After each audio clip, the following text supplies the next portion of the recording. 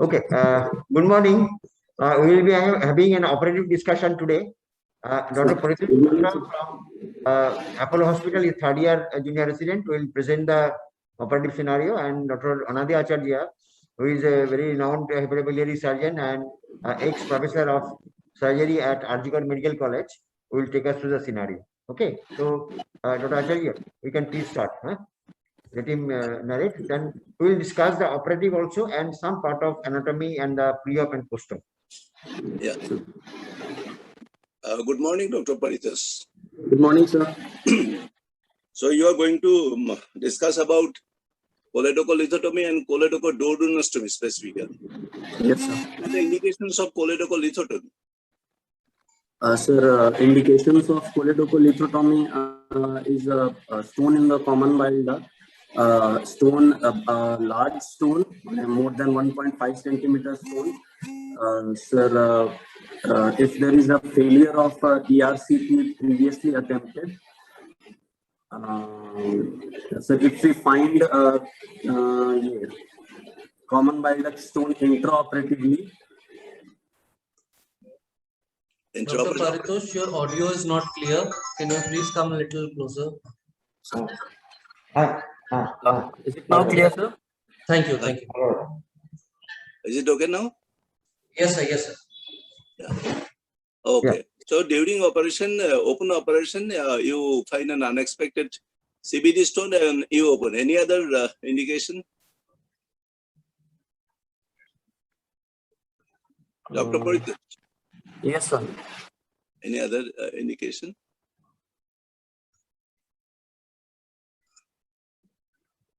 For benign, long strictures in the lower CBD which cannot be managed endoscopically, or any situation where endoscopy cannot be done or endoscopy failed.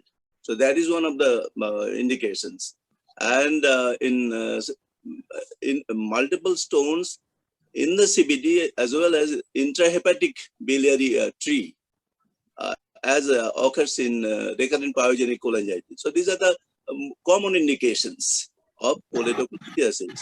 And nowadays, the usual approach is endoscopic clearance of the CBD followed by other procedures if necessary. Like most of the stones are not primary CBD stones, are secondary CBD stones. Secondary CBD stones.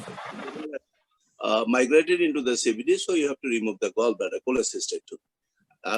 And the gold standard nowadays is lap cholecystectomy. So these are the indications.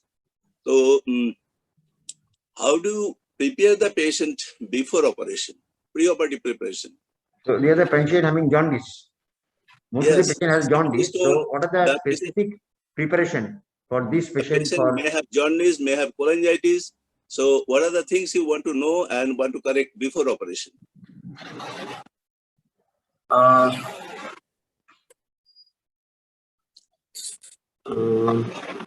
This is for a major surgery. So there are some general preparations. Okay. And then in addition to that, you have some jaundice patient who needs some specific preparation. You understood, Dr. Paritos? Yes, sir. I understood. I don't want to know about the general preparations. I want to go directly into the specific preparation for a patient with obstructive jaundice, maybe with cholangitis. Yeah. I don't know, sir. I don't know. See, specific preparation. Although there is no hardcore evidence that a high bilirubin level before operation may lead to adverse reactions, adverse side effects after operation. Most of the surgeons won't want to do a major operation on a patient with high bilirubin level. Say some put it at around 10, some at 12 or 15. But the basic thing is that you have to control take down the bilirubin level. Usually by ERCP and stenting. If it is not possible, you have other options. Do you know the other option? Sir, where ERCP stenting is not possible. Yes. So through transhepatic route, percutaneous transhepatic Yes. route of What is that called? Percutaneous transhepatic. transhepatic cholangiography, sir. No, PTBD. PTBD. By biliary drainage. Sir. So that is one thing.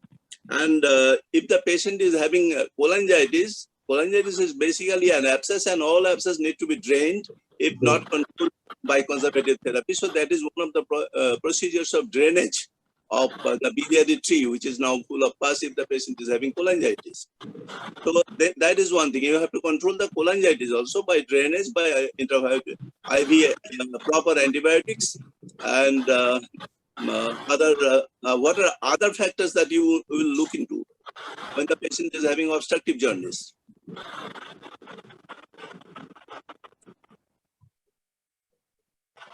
Anything to do with the coagulation Does the system? patient have some Yes, sir. coagulation Yes, sir. problem? Yes, sir. Yes, sir. Yes, sir. Liver What dysfunction. I will coagulation looking problem? at the liver dysfunction, sir, whether the cholangitis or obstructive jaundice might lead to liver dysfunction and derangement in the coagulation profile. Let me give you a hint. You ask for a liver function test. What are the particular things you look into in the liver function report? Sir, total bilirubin level, direct bilirubin level, sir, SGOT, SGPT, alkaline phosphatase, and the level of albumin. Why albumin specifically? Sir, that will determine the general condition of the patient and most of the anything to do with the particular operation that you are going to discuss, the Choledochoduodenostomy? Albumin is marker of what? Is a marker of hepatocellular function. Marker of hepatocellular function. If you have low albumin, that indicates patient has actually hepatocellular dysfunction. And if you have low albumin, you are likely to have failure of anastomosis. Anastomosis, but this anastomosis may leak. So albumin. What else? Another part of liver function test is PT-INR. PT-INR. What do you expect in a jaundice patient? Sir? What do you expect in a patient who has got obstructive jaundice regarding PT-INR? That might be deranged. Why? Why PT-INR get deranged in a patient who has got obstructive jaundice? Sir, because most of the coagulation factors are which factors in particular? Vitamin K dependent factors? Yes, sir. 2, 7, 9, 10. What are those? 2, 7? 9, 10. Yes. 2, 7, 9, 10. So how do you correct it? Sir, we'll give the patient preoperatively vitamin K injections, 10 milligram IM over 5 days. How Once much and daily how over long? 5 days. So You have given vitamin K. Dr. Operative, you have given vitamin K for 5 days. But repeat the test, it is not being corrected. What is the implication? Given the patient vitamin K and repeat test does not reveal there is improvement of the coagulation status. So what's your impression? And what will you do next?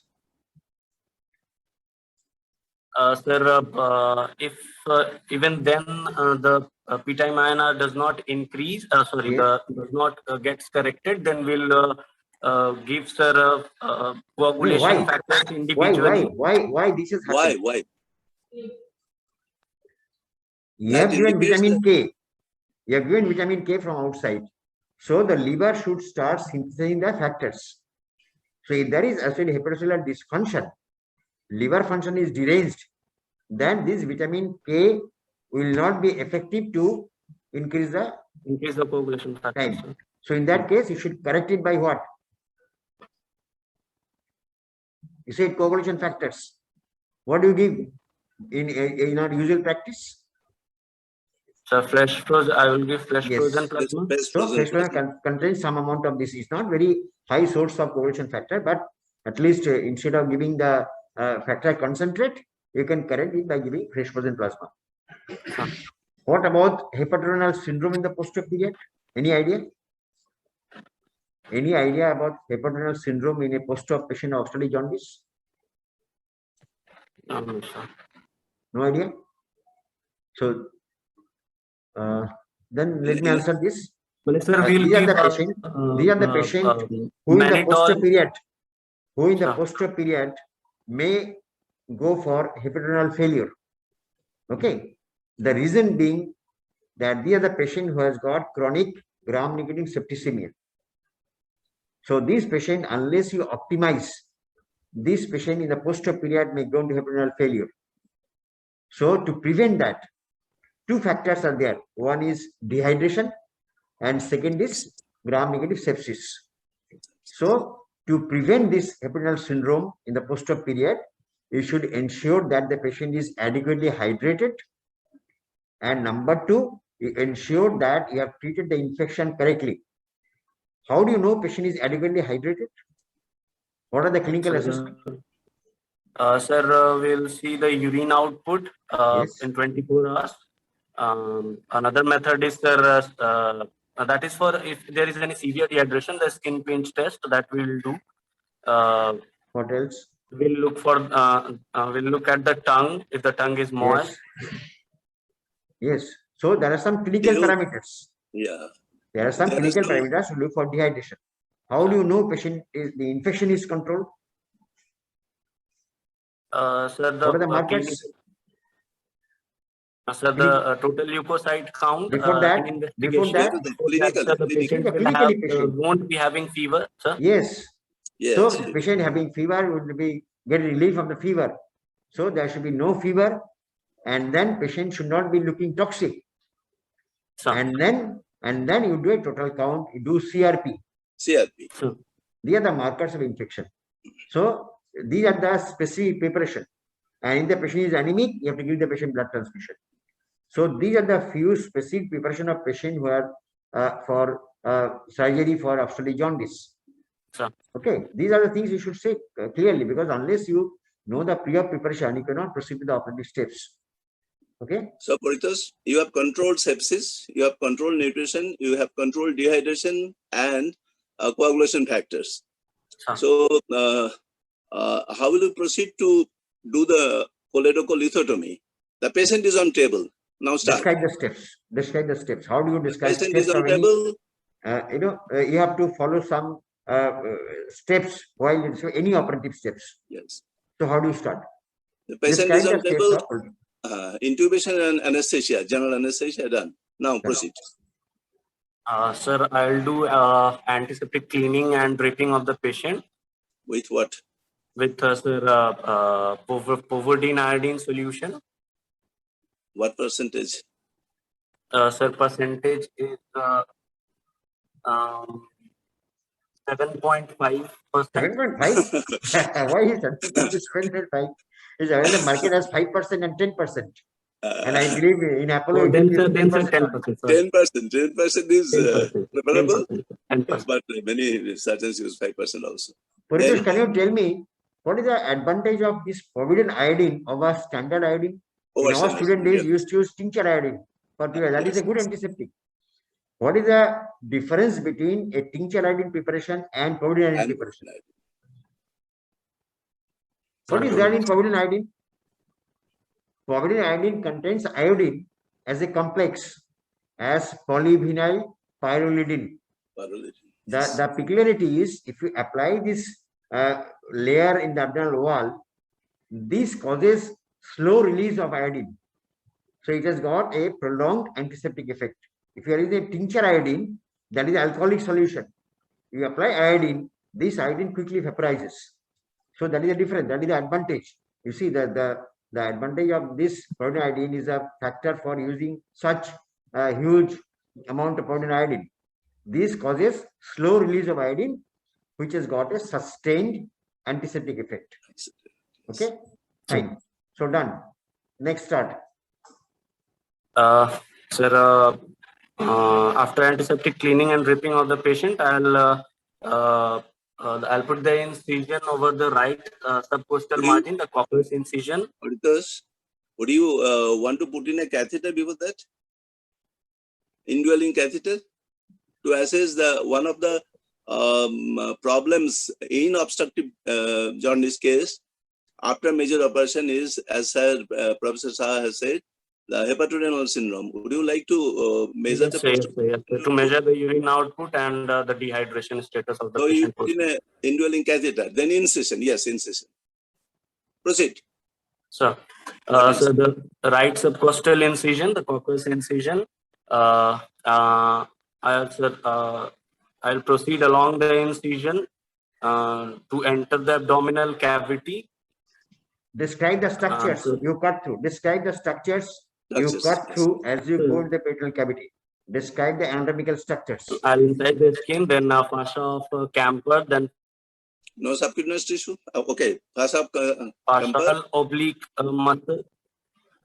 No, you see, Paritosh, unless you are very conversant, you cannot describe this incision. It's a very important incision where the anatomy is different between the medial part of incision and the And lateral then- part of incision.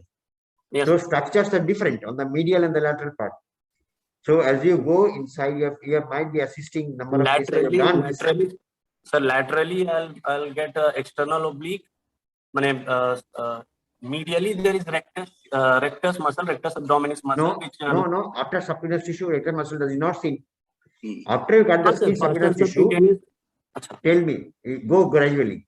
You have inside the skin subcutaneous tissue. What you are seeing now on the medial and the lateral incision? Deep to subcutaneous tissue. Medially is what? Medially. Sir? Medially is what? After subcutaneous tissue, what is the structure you see medially? What structure you see laterally? The medial is anterior rectus sheath. Anterior rectus sheath. And laterally, you find the external aponeurosis and the muscle. Yes, sir. So it's very simple. What do you do? Incise in the same line. What do you expose now? Sir, laterally after. Medially, bolo na pehle bhai.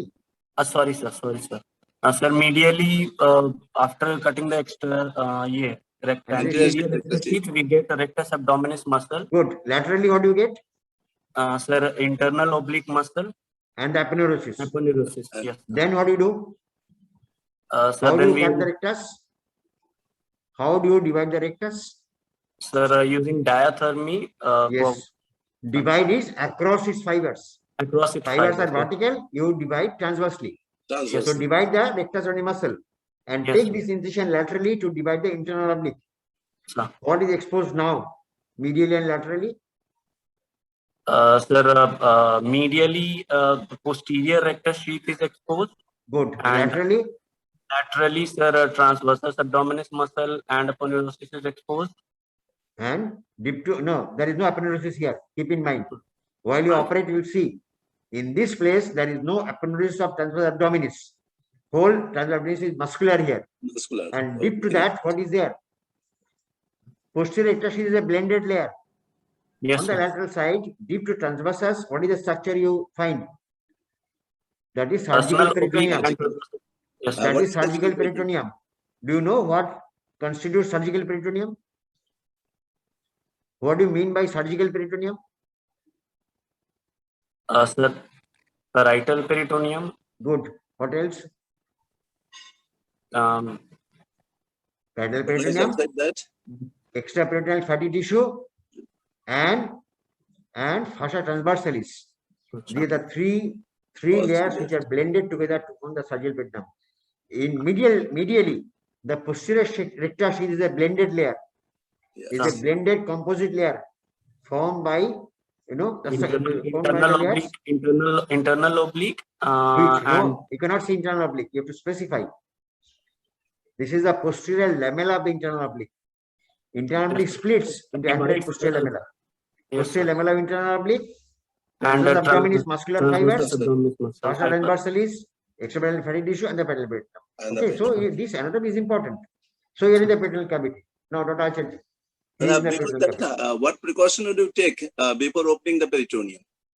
Sir, I'll lift the peritoneum up between the two forceps, artery forceps, and then incise. Before incising, any precaution?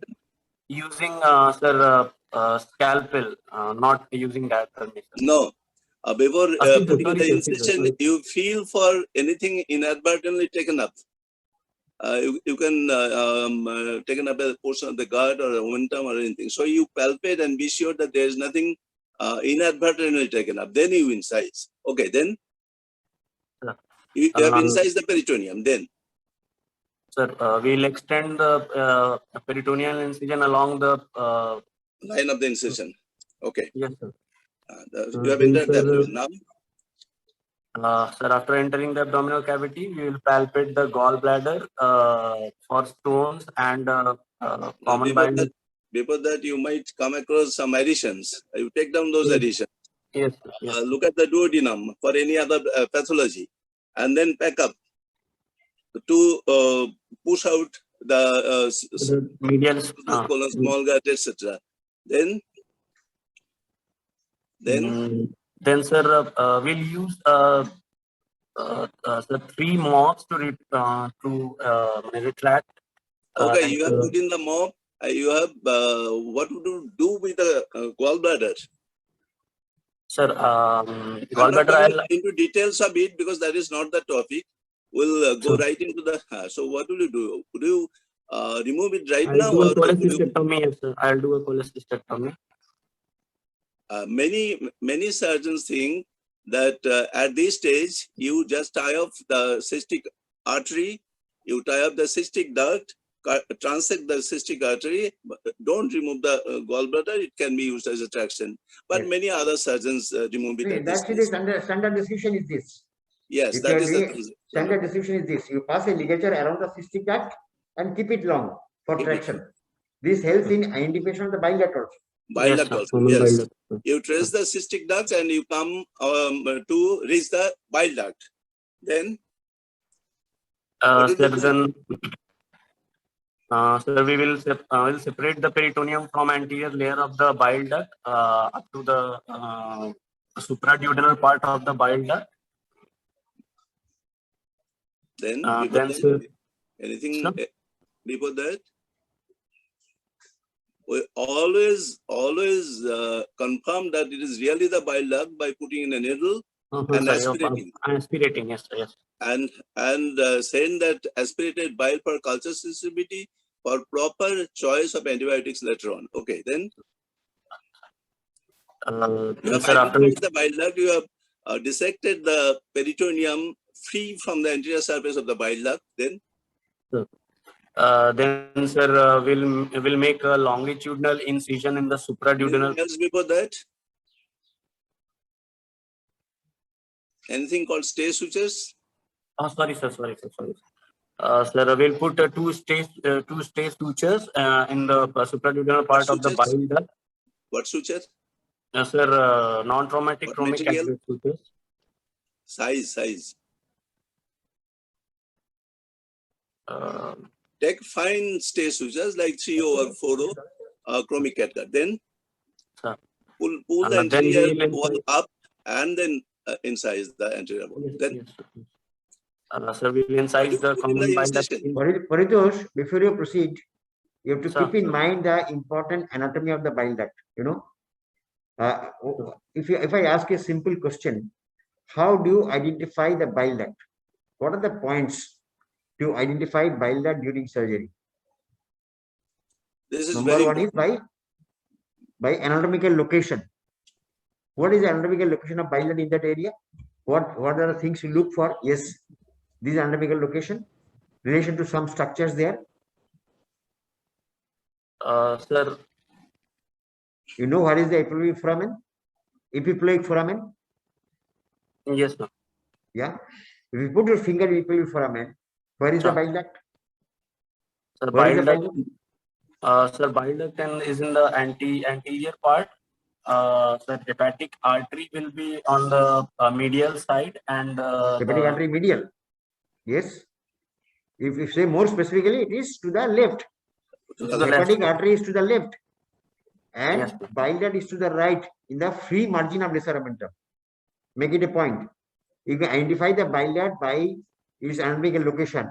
The free margin of lesser omentum to the right of hepatic artery. That is one. And second is you finally confirm by aspiration. You puncture and aspirate. That is the confirmation. And Whereas since you have yes, Dr. since you have dissected the cystic duct also, if you trace the cystic duct, Yes. medially it will lead you Yes, to the bile duct, junction of common hepatic duct and bile duct. While applying stage switcher, what precaution you should take? Sir, by applying the stage switcher? While precaution you should take What while you precaution? apply the stage switcher. Because if you are not conversant, you can injure something. What you can injure? Sir, the portal vein is just below the common bile duct. That is much deeper. You are taking bite from the anterior wall of the bile duct. Because you to keep in mind, there are two arteries which runs at 3 o'clock and 9 o'clock position of the bile duct. Here, Yes, there are two vertical arteries which run at 3 o'clock and 9 o'clock. So avoid taking the bite at these 2 points. So the stage switcher should be applied on the anterior surface of the bile duct, not at the margin. Sir. If you apply the margin, you can injure this vessel. So this will cause troublesome bleeding and there may be bile duct ischemia if you just ligate both this. Okay, so you apply stage switcher and anti-aspirate. And you said you will take choledochotomy. What is the perfect site for doing a choledochotomy? If you go by a clock, 9 o'clock is the vessel. At what clock position you will do the choledochotomy? Sir, 12 o'clock position and Good. That is the ideal place. Okay. 10 to 2 o'clock in the bile duct is the area which is less vascular. Okay. So you do the choledochotomy at the 12 o'clock in the midline. Fine. Yes. Then sir, we'll incise the common bile duct in the supraduodenal region, 2 centimeter incision. Then, sir, we'll open the common bile duct and using the test Jardine 4 steps, we'll extract the stones, common bile duct stones. Sir, after extraction of the stones, we'll flush the common bile duct with normal saline to wash off if there is any small fragments of stone left. how can we be sure that all the stones have been removed? Sir, we can do a the question is, how will you confirm that you have done a complete clearance of the stone from the bile duct? Answer it properly.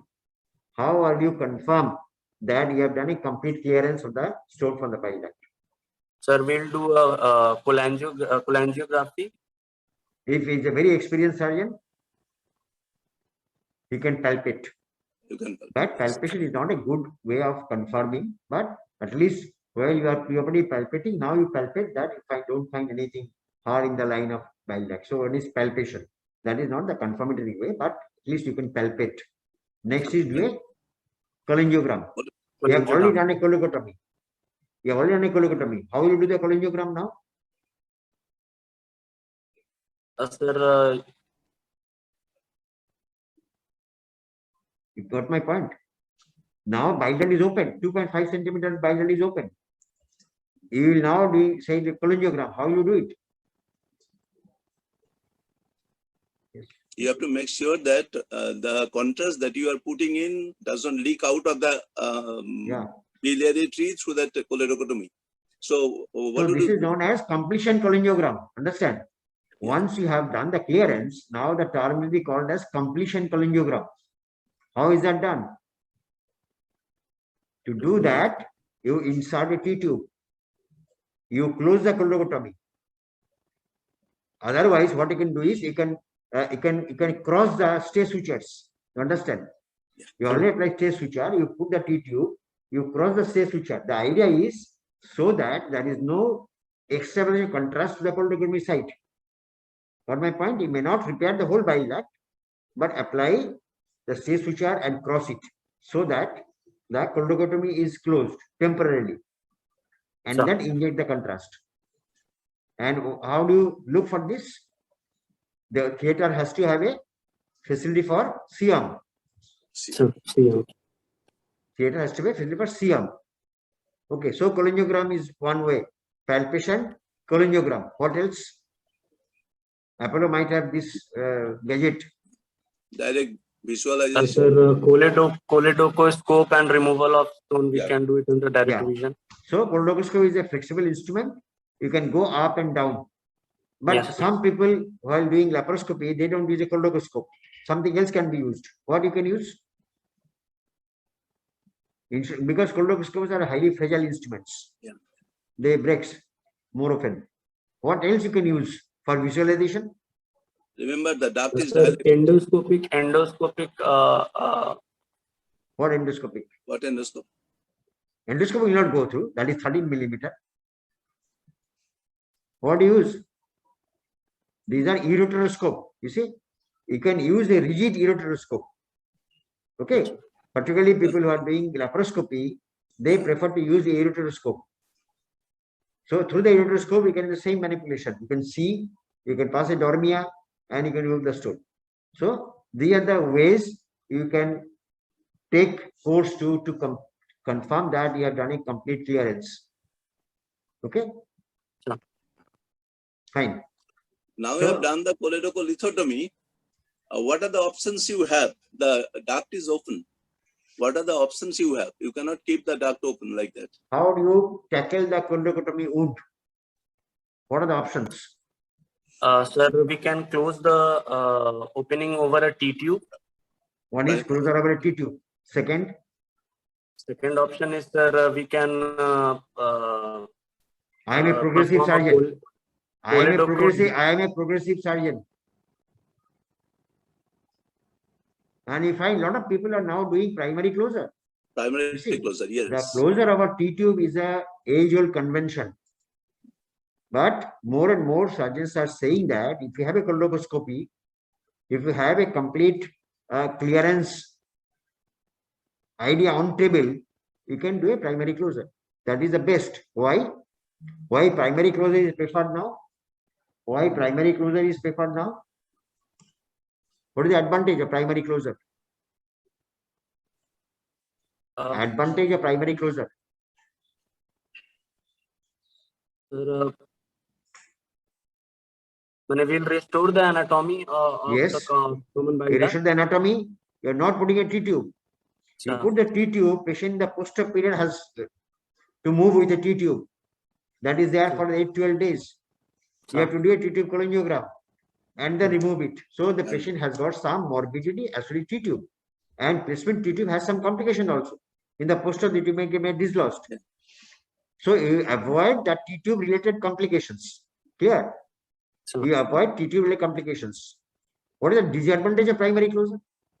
Why all people are not adapting to this? Stenosis is the chance of stenosis is there in primary closure. Before stenosis will not occur in the immediate posterior period. What happened in the immediate posterior period? So the leakage of the bile that is into the abdominal. that is the most important drawback of primary closure. If you are not sure, one thing one has to be sure that there is no distal obstruction. You have done a complete clearance, and that is the situation you can do a primary closure, and it is advantageous over a T-tube. Okay, what is the advantage of T-tube?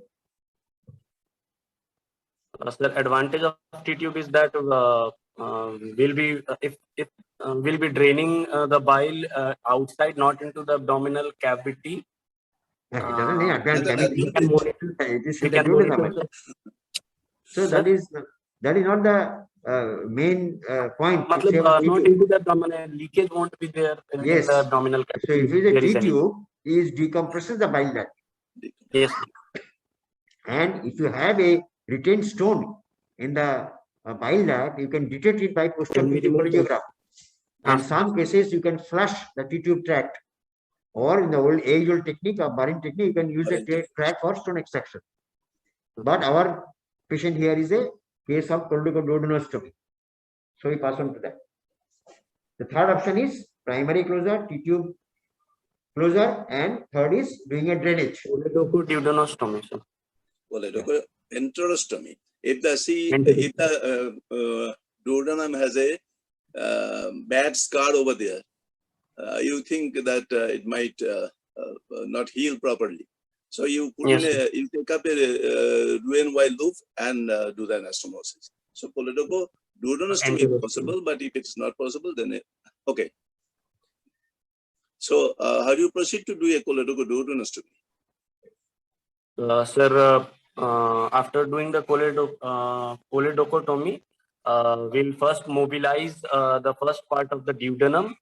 Mm, uh, for You mobilize the mobilization, first we part will only, separate or it from, sir? the whole of duodenum? I mean, at least second part and proximal third part.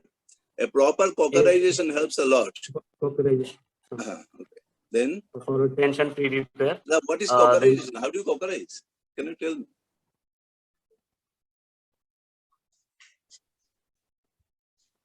Sir, for first part of the duodenum, we separate it from the hepatoduodenal ligament and No, no. the How do you do the cauterization steps?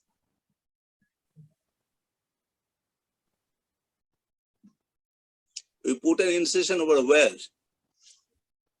In the parietal peritoneum.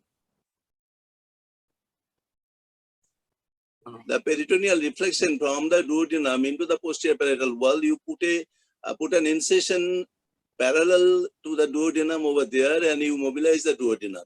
To do that, at times you have to proceed downwards also, upwards also. So to do a proper extended cauterization, most of the time you need to mobilize the hepatic flexor also.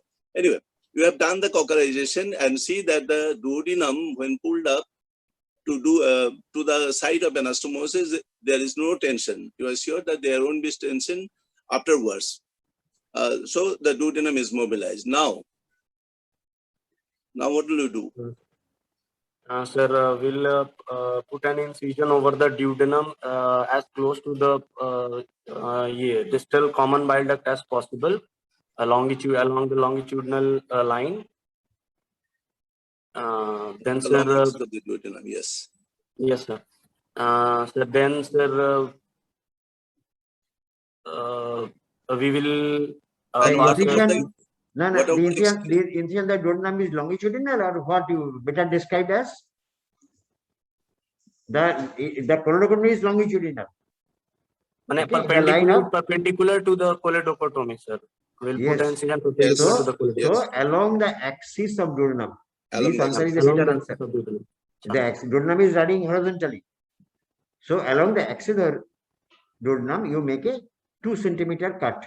It can be little less than the choledochotomy cut. You understand? Yes, sir. The duodenal cut will be little less than the choledochotomy cut. So you have incised. Now you have 2 leap of cut duodenum. You have 2 leap of choledochotomy.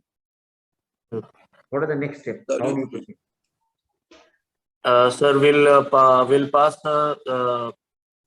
absorbable sutures from one angle of the duodenum to the middle of the incision of the choledochotomy on one side.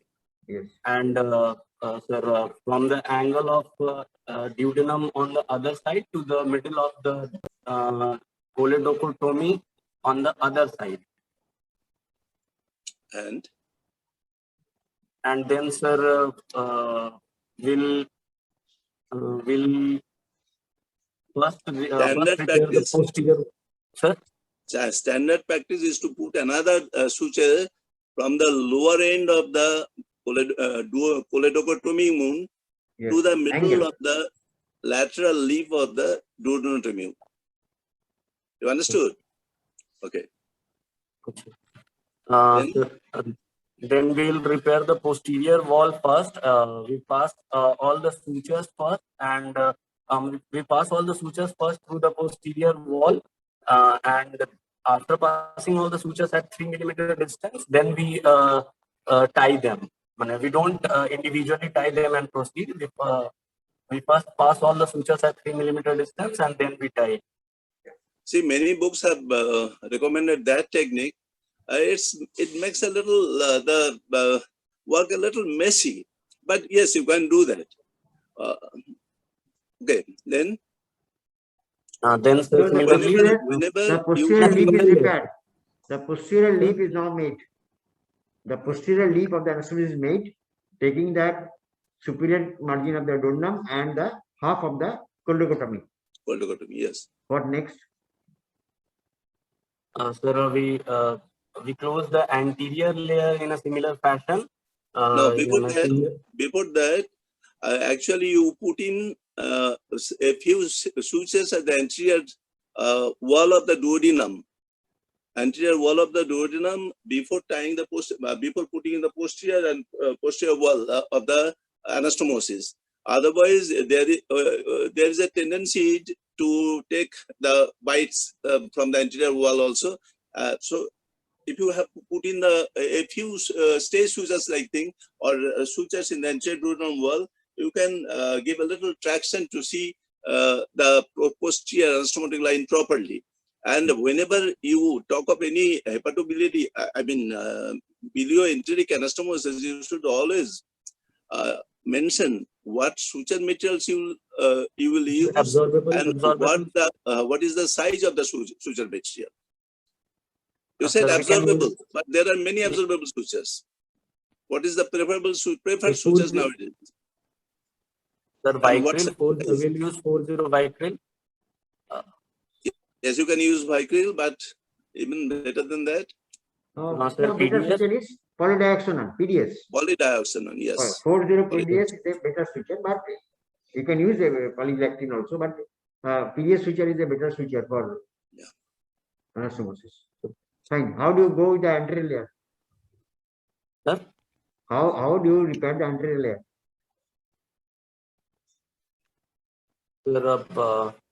We'll repair the anterior layer in similar fashion. Full thickness repair in a single layer. So the first bite you take is in the center. You take a bite in the center of the duodenal margin cut and the angle of the choledochotomy. Once you made this, the angle are already just a suture, and then apply suture in between the center stitch and the corner stitch. You apply at a gap of 3 millimeter. Okay. Interrupted or continuous? No, sir, interrupted. Why? Why? What is the advantage of interrupted suture? Sir, because if there is any slippage of ligature, then it will be that is one. Continuous suture will give off. Anything else? If you use a continuous suture, will it strangle more or interrupt suture will strangle more? Strangle more, sir. Yeah, continuous suture strangles more. Continuous stitches. Continuous stitches tend to have a bursting effect, and moreover, it at times makes the area ischemic, and so there later on there may be ischemic fibrosis. Okay, then the anterior interrupted layers. What precaution would you take at this stage?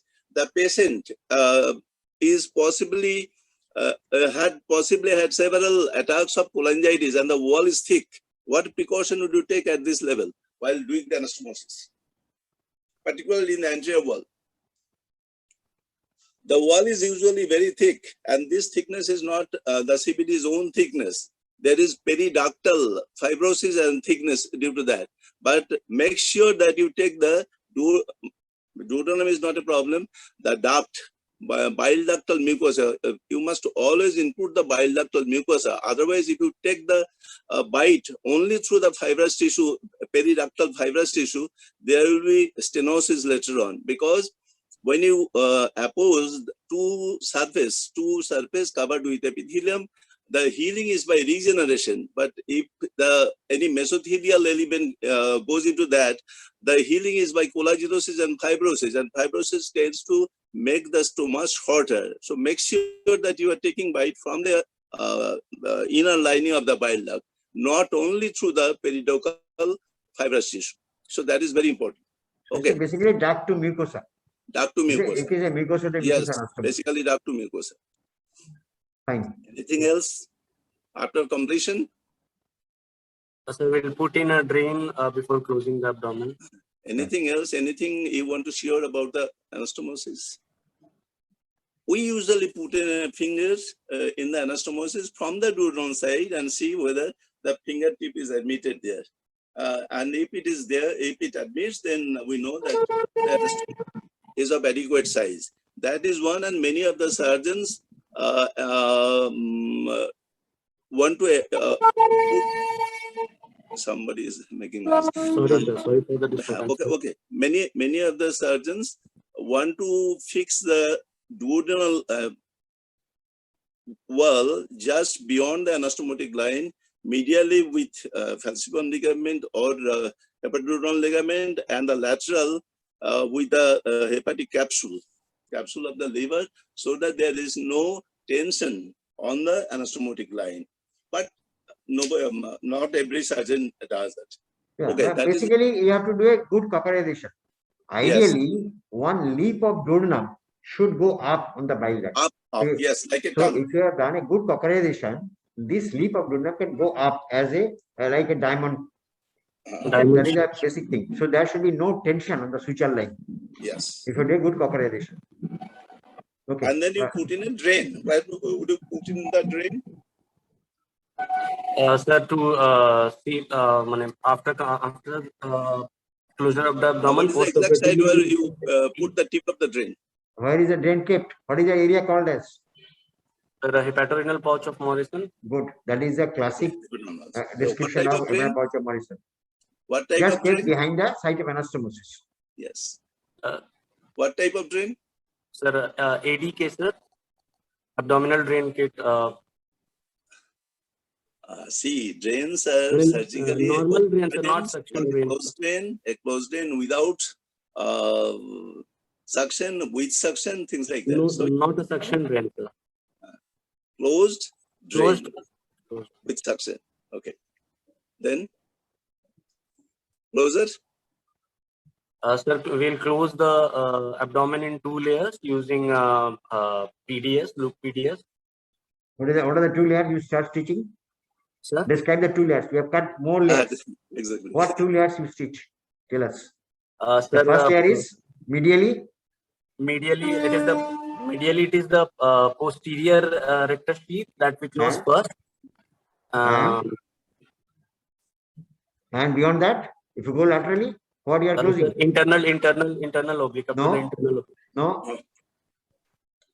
You start stitching the posterior rectus sheath. As you go laterally, you have surgical peritoneum, you have transversus, yes, and the internal oblique. Yes. So as you go laterally, you take all these layers. Yes. Internal oblique, transversus, and the surgical peritoneum, and go laterally, complete. And what is left now for anterior layer? Sir, anteriorly, medially it is anterior rectus sheath, and laterally it is the transversal, external oblique muscle. Yes. Now you will find more people are in favor of doing a mass closure. Okay. Now there is description that you go for mass, it doesn't make a difference. So you can go for a mass closure also. This is 2-layer closure, where you take the posterior rectus sheath and laterally the internal oblique, transversal, and the surgical peritoneum, and the external muscle appendage and the anterior rectus sheath. Or it can be a mass closure. You can do the closure all in single layer. Okay, that is also described. What size of loop sutures? Loop PDS? Number one. Yes. Number 1, sir. Number 1. So you put in at the end when you put the knot, the 2 strands of number 1 suture material. That makes a big knot.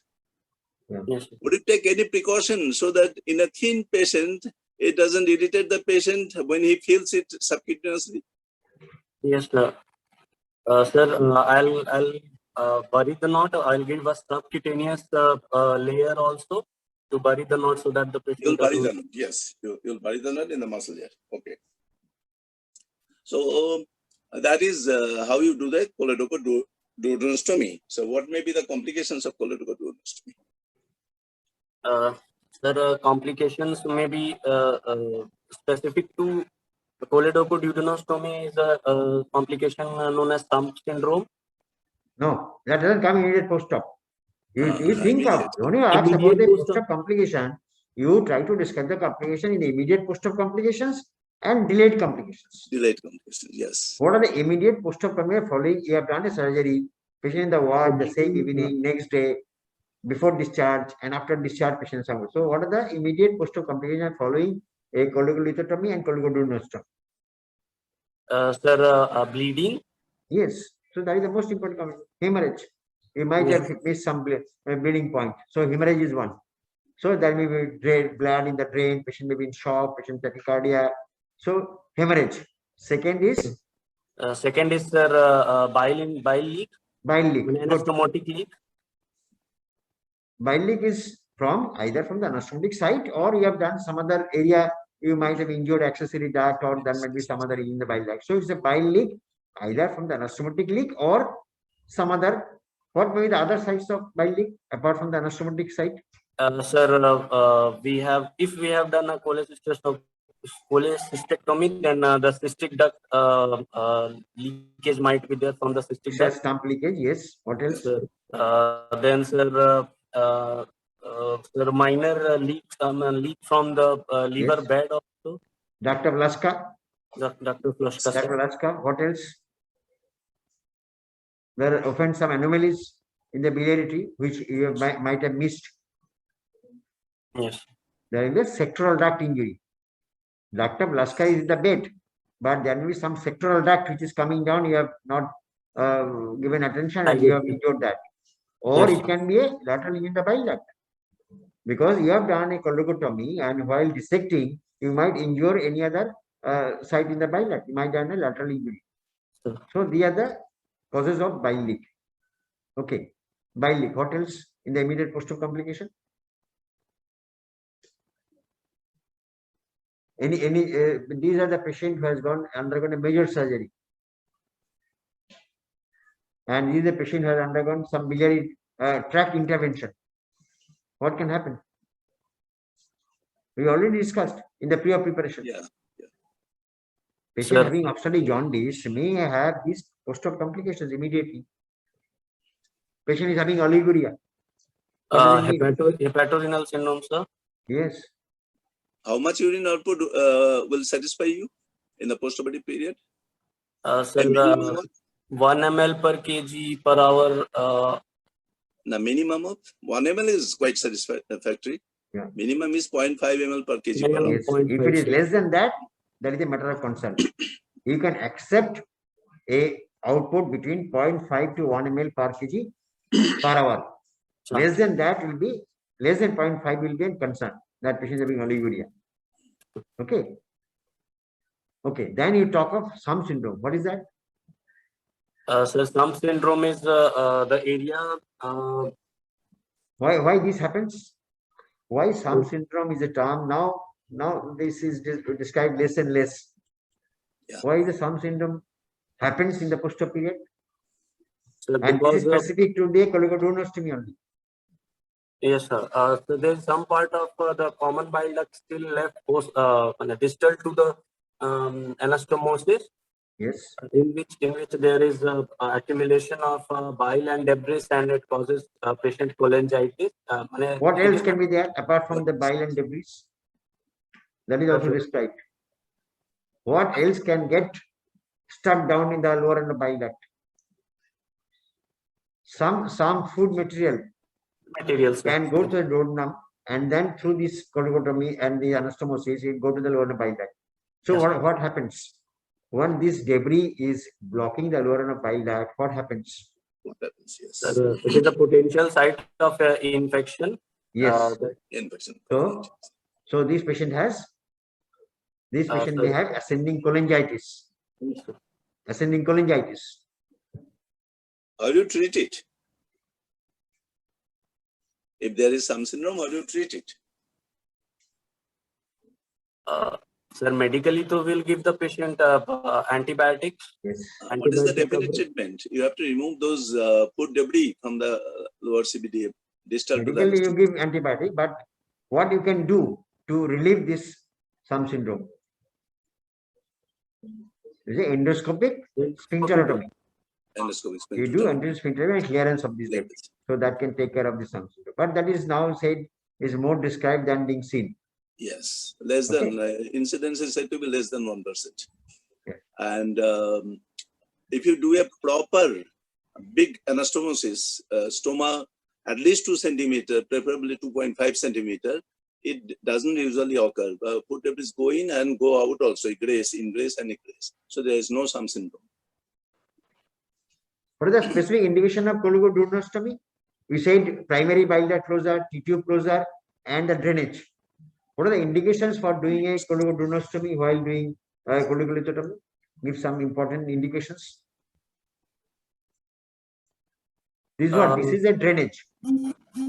When do you need to do a drainage operation? Sir's question is why not a transduodenal sphincteroplasty? Yeah.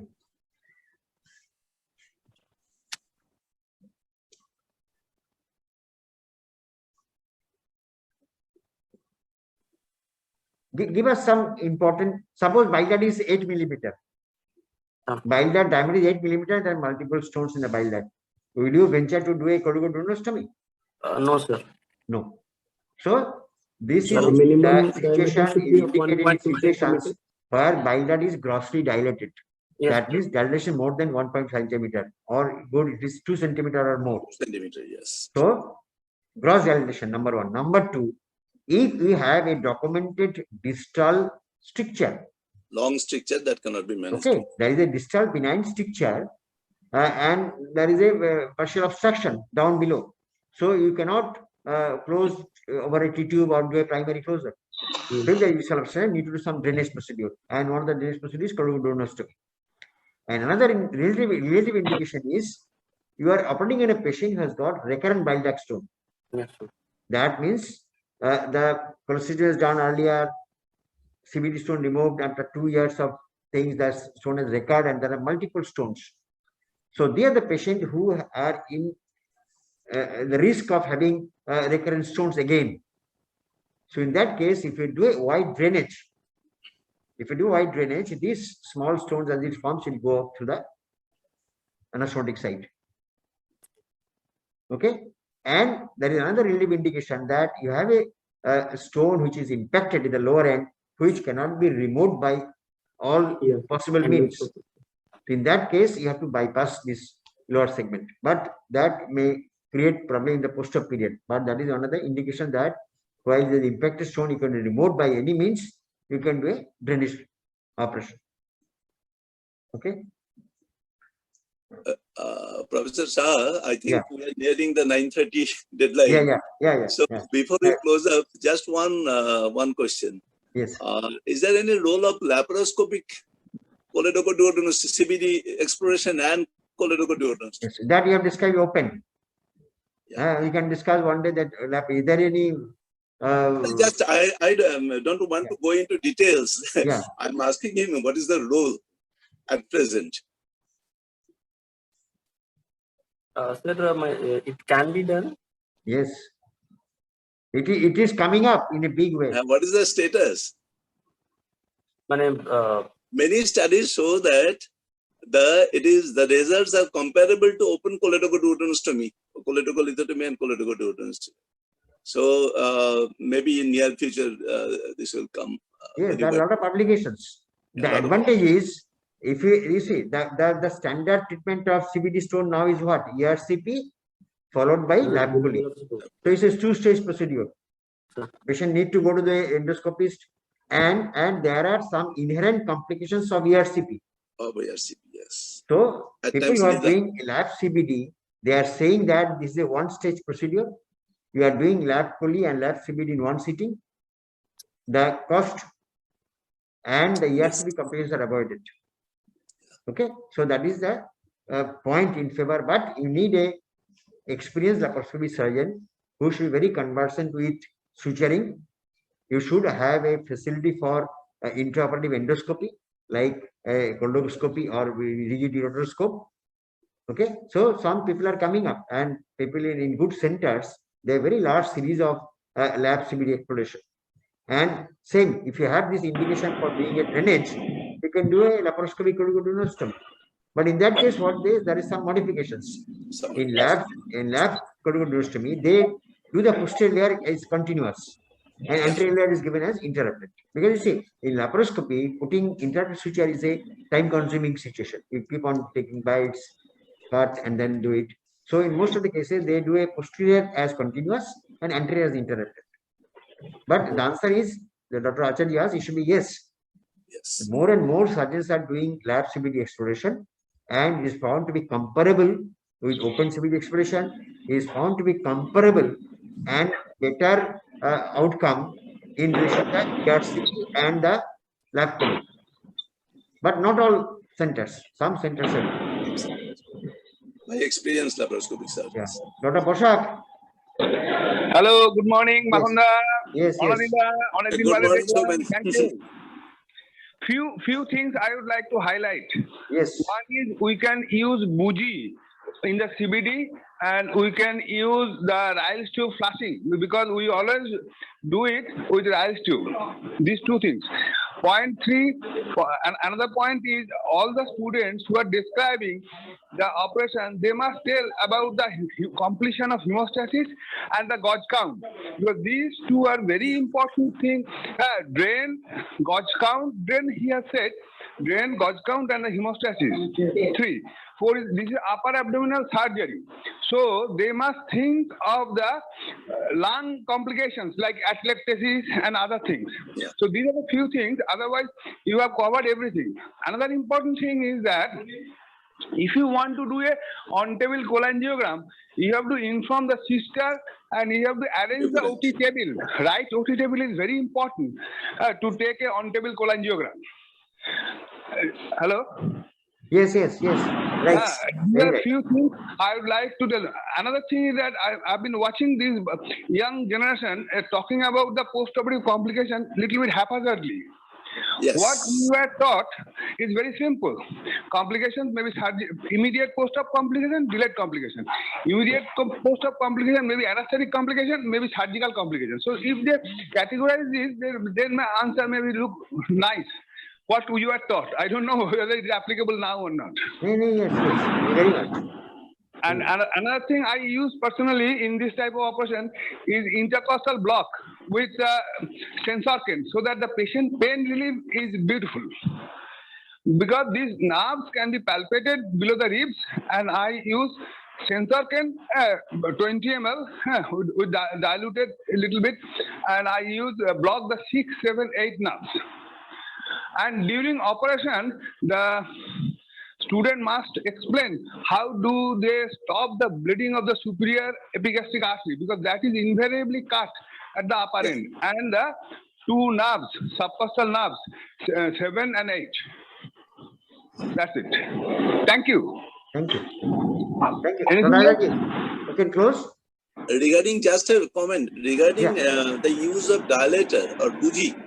That is, I think many surgeons will not recommend use of bougies or sounding these days.